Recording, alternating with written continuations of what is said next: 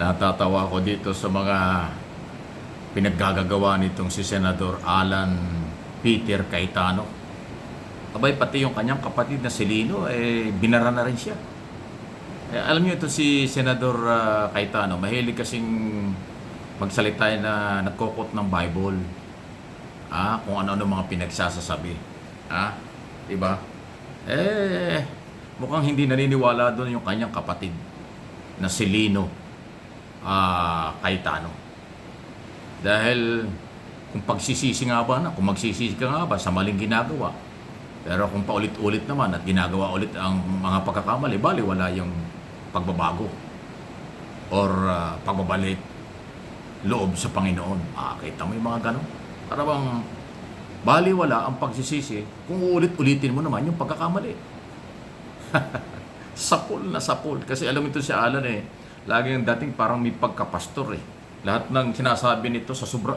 Ako pasado ko kasi ako nadadaldalan dito. Pasintabi na personal kong observation. Kung yun ang inyong observation, okay lang. Kung hindi, okay lang din. Pasado kasi madaldal ito si Alan Cayetano Nakita mo, pag nagsasalita sa Senado, puro lecture ang ginagawa. Akala mo napakagaling niya. Di ba? Ayan, binara na siya ng kanyang kapatid. Noong araw, ginawa na rin natin yung issue niyan dahil na-interview si Lino Cayetano na sinasabi niya ang naging kalaban niya sa Taguig ay yung kanyang kapatid, hindi yung tunay na kalaban niya sa politika. Dahil kinampihan itong si Alan Cayetano, yung kalaban ng kanyang kapatid. Ibang klase rin, Tapos ito pa. Di ba nung isang araw, sa sobrang kadaldala ni Cayetano, binanggit niya si Lito Lapid. Di ba? Anong sagot niya, Kaya nga pinahiya. Ang sabi ni Lito Lapid Ano sabi ni Lito Lapid? Grabe, simple lang ito si Lito Lapid bumanat Hindi ako korap. Ayun. Di ba? Isang araw doon sa debate tungkol sa ginagawa ng Senado parang ang dating sa akin nung sinabi ni Alan Cayetano, parang minamaliit niya si Lito Lapid. Personal yun. Dala nag-Amerikana, pagka daw, parang, alam mo naman, si Lito Lapid, hindi gaano nagsasalita. Pero senador na lagi nananalo sa eleksyon. Hindi rin nagustuhan ni Lito Lapid na siya gawing halimbawa sa pagsasalita ni Cayetano na para bang ang dating sa kay Lapid, parang wala siyang kakayanan. Ba't mo ako sasama sa iyong argumento? Argumento mo yan. Gumamit ka ng ibang tao, huwag ako. Ayan, simpleng sagot ni Lito Lapid. Ako, hindi ako korap. Sapul. Parang pag ganyan niya ng sagot, parang sinabi mo, ako, hindi ako korap. Ikaw ang korap. Parang gano'n. Okay, tamo na, Kaya ito si Alan, ibang klase rin tanong nga, ano bang ginawa mo nung panahon ni Duterte? Nakakodita ka sa speakership. Nung ikaw speaker, kinodita ni Velasco.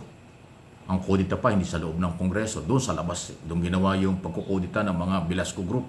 Yung mga panahon yun, para tanggalin si Alan Cayetano dyan as speaker. Ginawa sa labas, pagdating sa loob, formalidad na lang. Anong kasakit ang ginawa sa kanya. Di ba? Tapos, punta na sa Senado. Hindi pa tapos yung kanyang pagiging senador.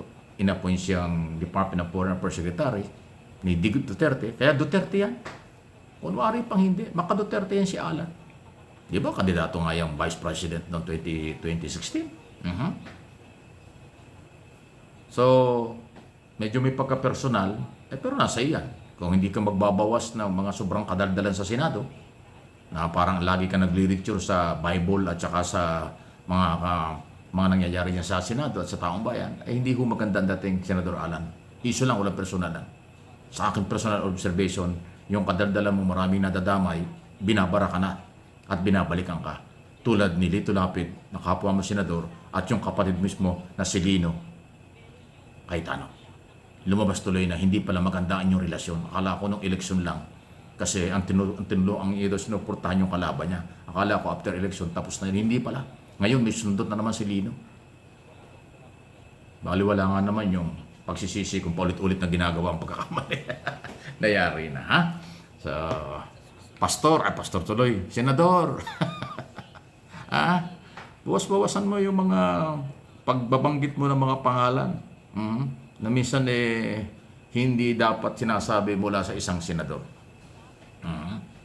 Dahil kang pumick up ng mga salitang kanto, salitang peryahan, salitang ewan ko kung saan ikukumpara yung mga salita mo. Abogado pa naman. At saka senador. Pero minsan hindi ko alam kung nagbibiro o totoo. Yan ang style ni Alan Peter Cayetano. Ang senador na ngayon ay minority na kahit anong paglilinis, kahit anong sabihin, ang personal kong tingin sa kanya, opinion lang ito, siya ay Duterte, hindi Marcos. Kunwari lang mga Marcos. Pagka pupunta ng Malacanang, nagmamano pa kay First Lady, lumalapit pa sa kay Pangulong Marcos, pero pagtalikod, di ba ang ginagalaw? Lalo na ngayon, minority na yan. Sabagay, di ba, noong 2016 election, di ba nang debate ng vice presidential candidate, di ba grabe ang big sinabi niya kay noon ay Bongbong Marcos, kay BBM, sa debate, andan ba niya? Sinabi niyang harap-harapan tungkol daw sa mga ill-gotten wealth o nakaw ng mga Marcos, gano'n. Pero simple lang ang sagot noon ni Bongbong Marcos. Hindi siya pinatulan. Pero gano'n. So kahit na anong gawin ni Cayetano, paglapit kay Pangulong Marcos, hindi yan matatanggap ng mga Marcos loyalists. Kung siya talaga ay maka-Marcos, mas maniniwala ang Marcos loyalists, Marcos supporters na siya ay Duterte. So yan po yung aking analysis at opinion dyan. Okay? Pero buhay niya yan, bahala siya. Kaya nga lang, siya ho ay public official. Public office is public trust. Pag nasa gobyerno ka, huwag kayong balat sibuyas. Kung balat sibuyas ang nasa gobyerno, umalis kayo sa gobyerno. Kasi kaya namin kayo pinag-uusapan dahil pera ng bayan ang inyong ginagamit. Pera ng bayan ang pinapasweldo sa inyo. Kaya ang mga mamamayan at ang aking channel ay may karapatang mag-obserba. Ano ba ang inyong karakter? Ano ba ang inyong personalidad? Ano ba ang inyong sinasabi at galaw? Ito ba'y para sa nakakaraming Pilipino? Meron bang kabutihang asal ito? O nakaka-discourage? Yan po ang pinanghuhugutan ko. Baka sabihin nyo na may mersyon tayo, hindi. Mahalaga na maging halimbawang totoo, kapanipaniwala ang mga sinasabi at galaw ng mga public official. Kasi nakasaad sa saligang batas, public office is public trust. So paalaala lang mo ito. Magbago kayo. Sisipa at sisipa sa inyo ang inyong mga galaw at sinasabi. Dahil matatalino ang Pilipino. Matatalino ang ating mga mamamayan. Yan ang totoo. Hindi na pwede ang bulahan, hindi pwede ang forma. Kailangan ay totoo. Di ba? Yun naman yun. Sige, paki-like and share po ninyo yung ating mga pinag-uusapan dito. Mahalaga po tayo nagtutulungan, manindigan bilang Pilipino. May pag-asa tayo.